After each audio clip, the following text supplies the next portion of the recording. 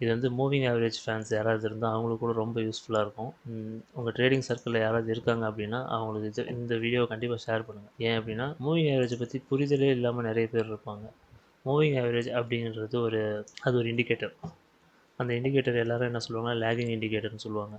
எதை வச்சு அது லேகிங் இண்டிகேட்டர்னு சொல்கிறாங்கன்னு எனக்கு இன்னமும் புரியலை ஆக்சுவலாக. ஏன்னா அது எந்த சிக்னலுமே கொடுக்காதே, அப்புறம் எப்படி அது இண்டிகேட்டருக்கு வரும்? சந்தீப், என் கேள்வி கரெக்டாக? மூவிங் ஆவரேஜுங்கிறது ஏதாவது பை செல்லுன்னு சொல்லிச்சா நம்மக்கிட்ட எப்பயாச்சும்?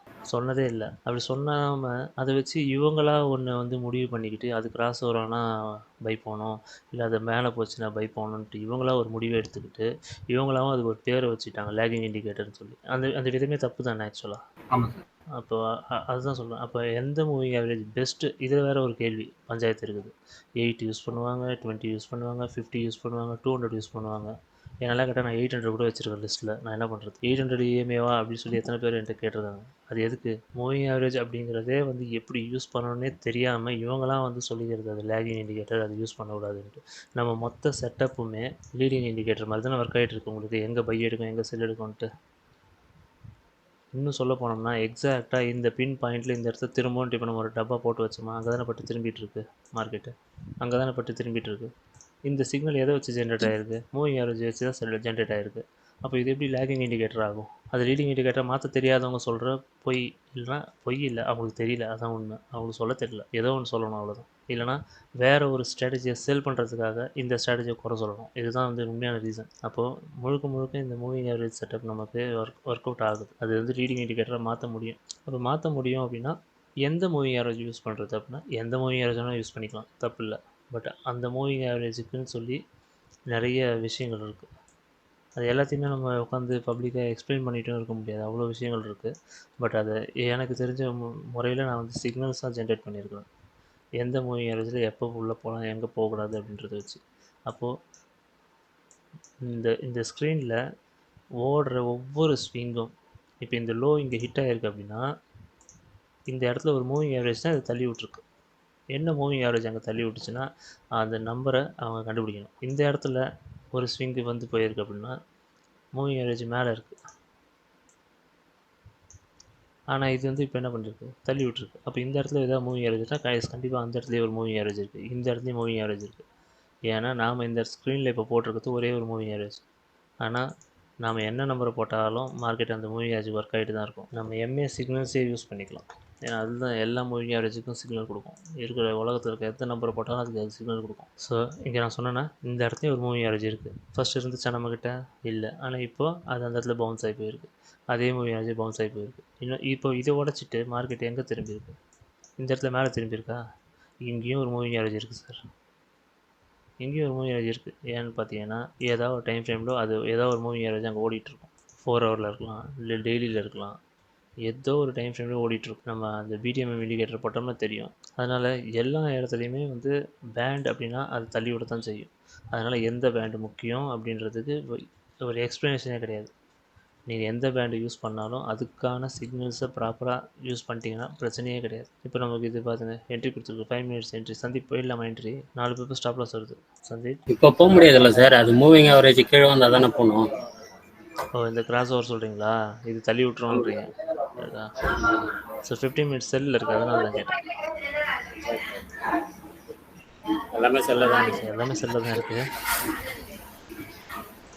ஸ்கேல்ப் மாஸ்டர் படி நமக்கு மேலே பிரேக் அவுட் பண்ணி கீழே வந்திருக்கு. இப்போ இந்த மிடில் லைனில் தாண்டினா கூட நம்ம போயிடலாம் தான். சரி வேண்டாம், விடுங்க, வெயிட் பண்ணுவோம். நம்ம 430 என்ட்ரியே பார்த்துப்போம். நீங்கள் ஜஸ்ட் இந்த கிளாஸை கான்சன்ட்ரேட் பண்ணுவோம். ஏன்னா இத்தனை கேள்வி இருக்கும்போது அந்த நம்ம அதை யூஸ் பண்ணிகிட்டு இருக்க வேண்டாம். இஎம்ஐ படி நான் இப்போ ஒரு 100 இஎம்ஐ கொடுக்குறேன். எனக்கு இந்த இடத்துல வந்து 200 இஎம்ஐ வேணும். அதுக்கு அந்த 200 இஎம்ஐவே ஏதோ இந்த ட்ரா பண்ணியிருக்குங்களா, 200 இஎம்ஐ. சரி நம்ம எஸ்எம்ஏ யூஸ் பண்ணிப்போம். எல்லோரும் மோஸ்ட்லி எல்லோரும் எது யூஸ் பண்ணுவாங்க? எஸ்எம்ஏவா இஎம்ஐவா அதிகமாக யூஸ் பண்ணுறது? இஎம்ஐவா? சரி நம்ம எஸ்எம்ஏ போட்டுப்போம். ஸோ 200 இஎம்ஏ இருக்குது. ஏன்னா மோஸ்ட்லி 200 வந்து மேஜராக சப்போர்ட் அண்ட் ரெசிஸ்டன்ஸாக பார்ப்பாங்க இல்லையா? அந்த 200 இஎம்ஏக்கு நம்மக்கிட்ட சிக்னல் வருமா வராதா? சிக்னல் வரும் ப்ரோ. 200 வரும். வந்து ரிலேட்டடாக லாங் பிளான் அந்த மாதிரி ஒரு மாதிரி வரும். புரியல. அதுக்கப்புறம் பேங்க் கொஸ்டின் இருக்குன்னா எந்த இஎம்ஐ பெஸ்ட் அப்படின்றது தான். இப்போ 200 பெஸ்ட்டு சில பேர் பேசுவாங்க. 200 தான் வந்து மேஜராக சப்போர்ட் ரெசிஸ்டன்ஸ் ஒர்க் ஆகும் அப்படின்னு சொல்லுவாங்க. அப்போ சப்போர்ட் ரெசிஸ்டன்ஸ்னால் என்னது ஃபஸ்ட்டு? மார்க்கெட் வந்து எங்கெல்லாம் ஏறுதோ, எங்கெல்லாம் பட்டு பட்டு பவுன்ஸ் ஆகுதோ அதுதானே சப்போர்ட் ரெசிஸ்டன்ஸ். கரெக்டாக? அது எல்லா மூவிங் ஆவரேஜ்லயும் இருக்கும். அது சப்போர்ட் ரெசிஸ்டன்ஸ்ன்றது எல்லா மூவிங் ஆவரேஜ் தான். 200 மட்டும் இல்லை 50 மட்டும் இல்லை. 200க்கு அப்படின்னா 200 மூவிங் ஆவரேஜ் எப்படிலாம் சப்போர்ட் எடுக்குது? சிக்னல் கொடுத்துருக்காங்க. ஸ்டேட் செட்டப் எடுக்க போகிறது இன்ட்ராடே வாயில ஸ்டார்டிங் அதுக்கேற்ற மாதிரி தான் இந்த கிடையாது, யூஸ் பண்ண போகிறீங்க. தப்பு. அப்போ 1 மினிட்ல நான் 200 யூஸ் பண்ணால் லாங் டேர்ம் வந்துடுமா? டைம் ஃப்ரேமை பொறுத்தும் இருக்கு. Time frame plus moving average ரெண்டும் சேர்ந்து தான் நீங்கள் அந்த ஸ்கேல்பிங்க இன்ட்ராடேவெல்லாம் சேர்த்து தான் சொல்லலாம். நீங்கள் வெறும் மூவிங் ஆவரேஜ் மட்டும் சொல்ல முடியாது.